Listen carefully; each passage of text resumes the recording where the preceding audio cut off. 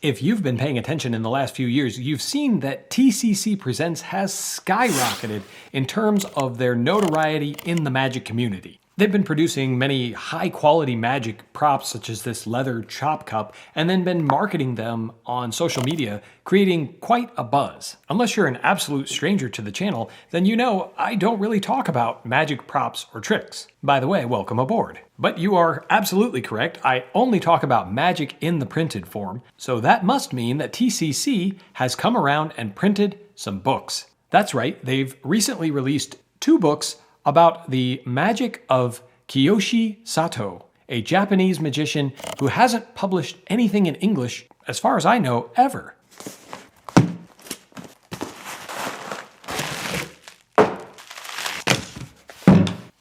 They are hardbound, and they come with the packets of cards that you need to perform everything in the book. Candidly, these books were not on my radar, and I was asked by TCC if I would be willing to accept a review copy of these books to share my findings with you, the Erudite magicians on YouTube. So let's dive in and see if these books can live up to the reputation that TCC has developed as a magic producer. So what is it that we're talking about? I referenced that they're TCC books. They are covering the magic of Kiyoshi Satoh, who is a famous Japanese magician, and this is actually my first foray into Japanese magic. I know Richard Kaufman has several books on the subject. I've not had the pleasure of digging into those, so this is basically my first look at anything related to Japanese magic. I hope you're as excited as I am. These books are being marketed by TCC in 2 separate volumes. Volume 1 was actually published in 2019 and somehow flew under my radar, and then in 2020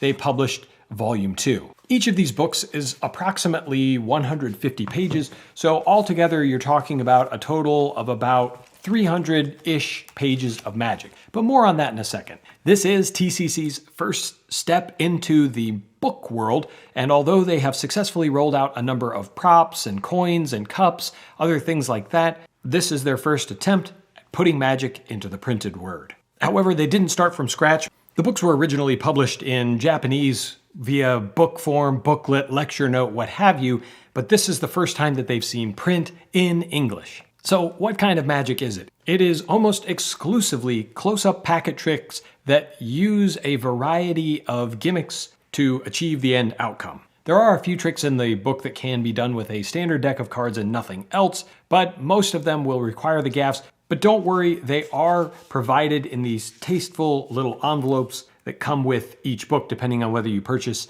them individually or as a set. The cards provided are bicycle face and back, so if you use standard decks of bikes, then you should be in good shape to perform the effects in the book with nothing more than a pack of cards you have lying around and the gimmick cards. The books themselves are essentially in full color, and there are a lot of really pretty pictures to look at in here, and the layout is generally pleasing, although there were some beefs that I had with the way it was laid out. I believe that these books are normally available on the website for about $40 each, or if you buy them combined, you can get them, I think, for $75. And with all of that color and heavy paper and ink, they smell amazing. If you're into that sort of thing, of course. If you're already familiar with packet tricks, then a lot of the material in the books I think will look familiar. Things like Peter Kane's Jazz Aces. There's some collectors. The key difference that I found was that Mr. Satoh really likes kicker endings and a lot of magic happening in each routine. Each trick has a lot of magic happening. Cards are turning face up and face down. Backs are disappearing. Faces are disappearing. There's royal flush surprise productions at the end of a routine. There are plots similar to Paul Harris's Reset, where cards are jumping back and forth between packets, and at the end, they've all changed. One of the cool things is that at the beginning of each chapter, there is a QR code that you can scan with your phone so that you can watch a silent performance of the trick to at least give yourself an idea of what the trick might look like. All of this sounds great, right? So what are some of the drawbacks? You should know, I always read every book before I review it, very carefully. In fact, I'm slightly OCD about my reading. I take a lot of notes as I'm reading books, and most of those don't ever make it into the video because I assume that most of you are not half as anal as I am about details. I will tell you though that in reading these books, It didn't take me a whole lot of time to read through both. So while there are 300 pages of magic, I don't really feel like there's 300 pages of magic, if you know what I mean. There are a lot of large pictures and multiple pages of nothing, really. I found that there wasn't quite as much substance as I was hoping for. As I just mentioned, a lot of the tricks are derivative of typical packet tricks, so you're not going to find some new packet trick that you've never seen before. You're more likely to find a variation that has a lot of really great magic packed into a short amount of time, but it's not going to be something way out there in left field that you've never seen before. I also found that there was a lot of repetition between the two books. There are really very few sleights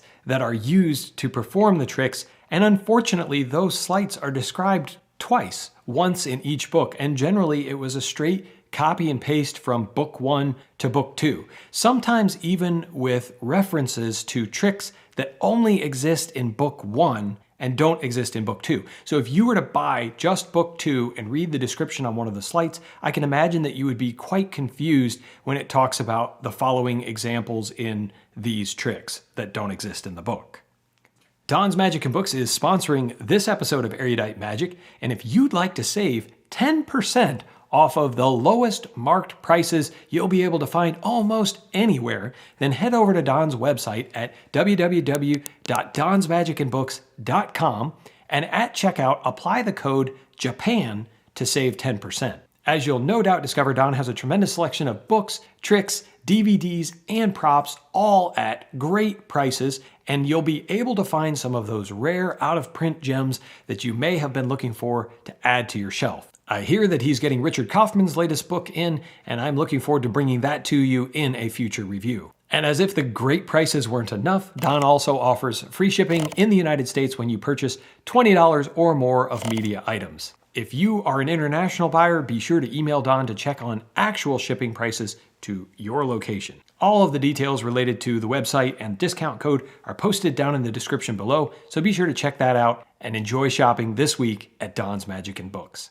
There is an essay or really an interview with the original creator in each book, but honestly, I didn't get a whole lot from those interviews, in part because I think there was a language barrier and I missed something, and I just don't feel there was a ton of substance in it. It was just something thrown in to break up the tricks in the book.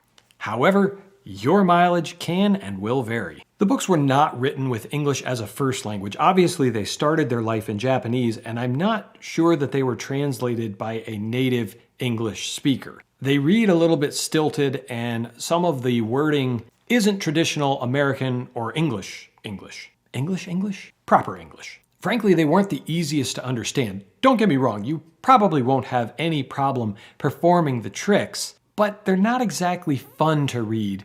There's just something there that, as a native English reader used to reading traditional English magic books, this is going to feel different, and not different in a good way, in my opinion. There are quite a few errors in grammar, references, spellings, just little ticky-tack things that kind of took away from the experience of the book to me. I believe that this book definitely needed a native English editor, and it's clear to me they didn't get that. Book 2, in my opinion, is much easier to read and much improved over book 1, but there are still enough things that are wrong with it that it really just doesn't feel like a polished production. So, I've given you some of the positives and some of the drawbacks. Let's talk for a minute about who could benefit from this book. And that's part of the problem as well. In my opinion, if you're a newbie to magic, this probably isn't a good starting point. There are far better books for someone who's trying to learn packet tricks and the basics of packet tricks than trying to read a book that's been translated from Japanese to English using some fairly complex sleights at times. Don't get me wrong, some of the effects can be pulled off with nothing more than an Elmsley count and or a Jordan or Hammond count or something like that. But on the other hand, if you're an experienced reader, I think you're going to find that there's not enough polish here compared to what you're used to. But if you like pretty magic books with some interesting magic and maybe don't care as much about the attention to detail, then you may be able to get past some of these issues that kept me from really loving these books. I want to thank Doug DeMint, the author of Calculated Thoughts, who commented on my last video to remind me that one of the reasons authors put their works into print as opposed to just a video is for the quality and detail that can be put into books that just isn't available in video. When I think about that comment, and I totally agree with him, I realize that these books are just missing that quality bar that I would set that sets a magic book apart from just doing a video of tricks. If you'd like to jump into that discussion and learn more about why magic books are so important to your education, be sure to click here to watch that video. And if you'd like to hear more about the king of American packet tricks and where I might recommend that you start in your packet trick journey, click up here. As always, my friends, I appreciate it when you watch these videos and click that like button to let me know that you're enjoying the content, as well as letting the other YouTube viewers out there know they might benefit from it as well. Until next time, all my erudite friends, keep reading.